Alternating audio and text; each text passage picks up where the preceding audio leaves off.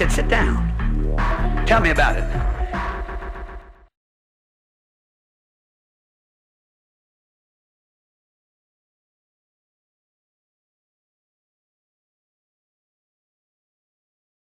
Can you just kind of tell me about how this all started for you? How did you find out about it? How did it come about? Well, there's one fellow, no names, but one fellow in there was very enthusiastic about going to college because he was a student PT, a physical therapist, and he wanted very much to become either a nurse or a full-fledged PT.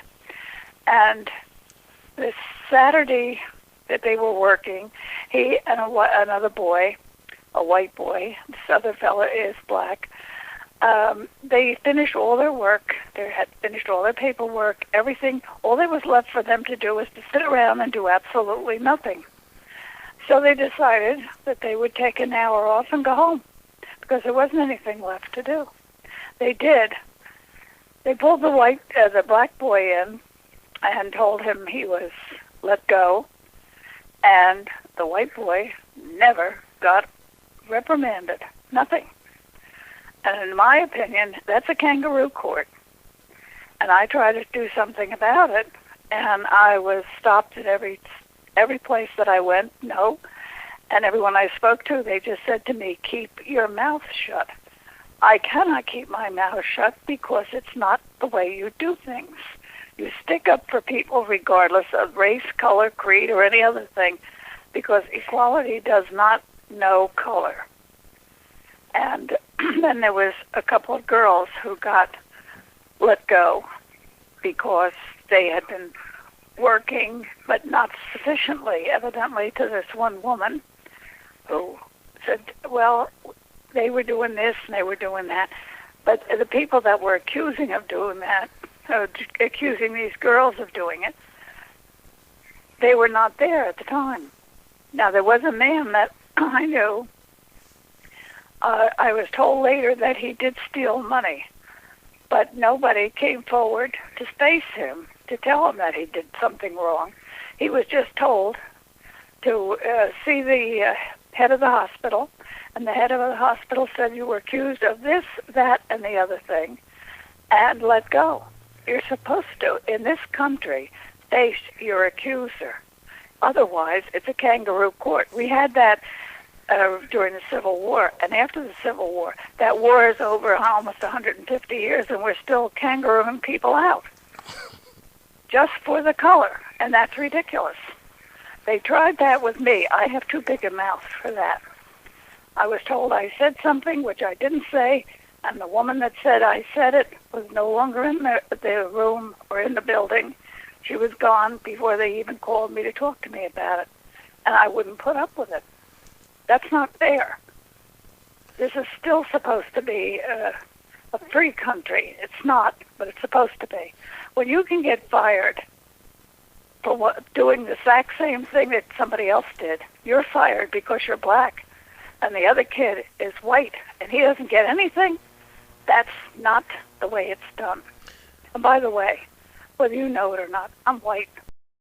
To give some background on this, you had told me a story about the some people mentioning that you talked to people of color and that they had kind of issues with that.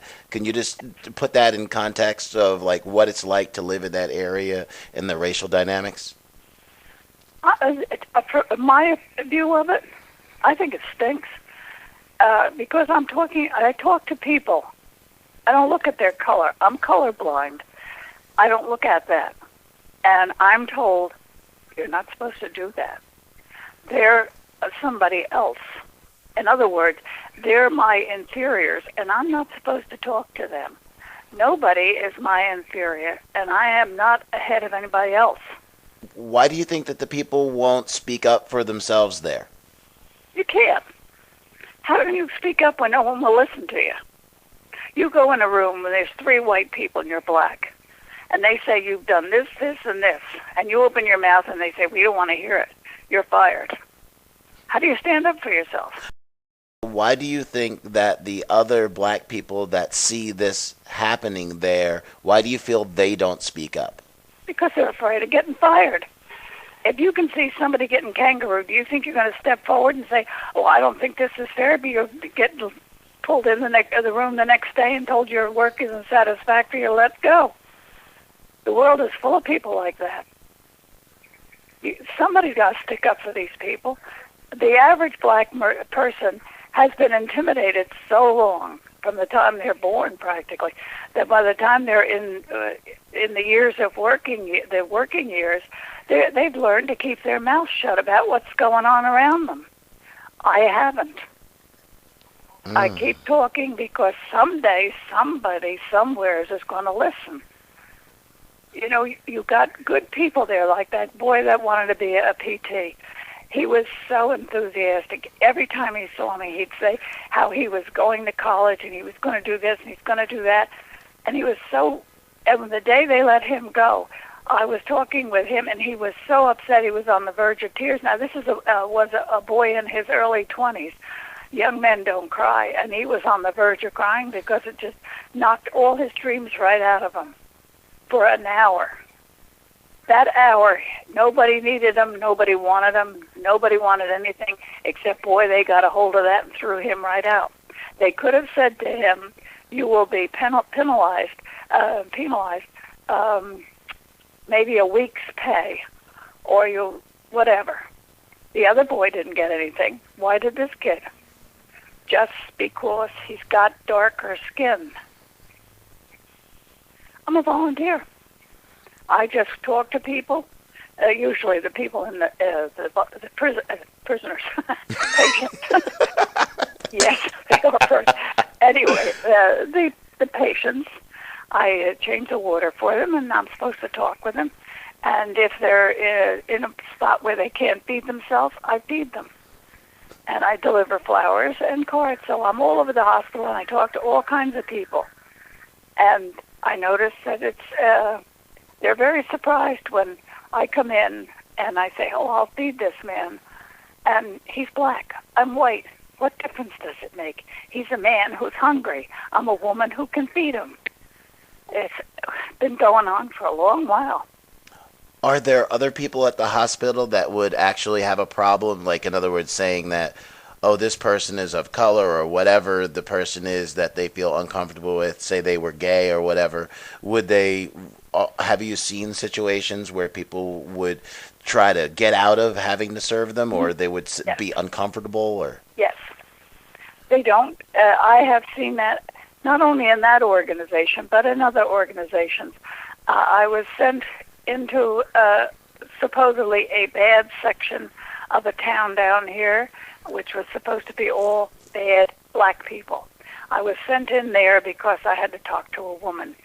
I managed to get myself lost, which is not uncommon, and I talked to two young men, and they directed me where I should go, and I said, "Are you going to be here later in case I get lost again?" They said, "Sure, come back, we'll take you there."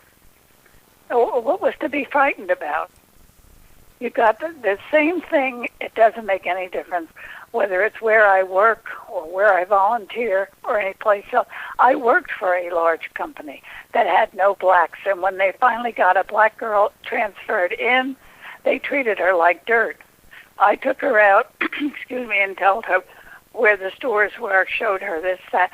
I went to her wedding because we went out a couple of days and got her trousseau for her wedding. And I was invited, and I went there with my husband, and we had a wonderful time. And the rest of the people that I worked with, how can you go to a wedding with that? It's ridiculous. Somebody's got to do something. And if everybody keeps their mouth shut, it's going to be like this 200 years from now. And I don't think I want to see that.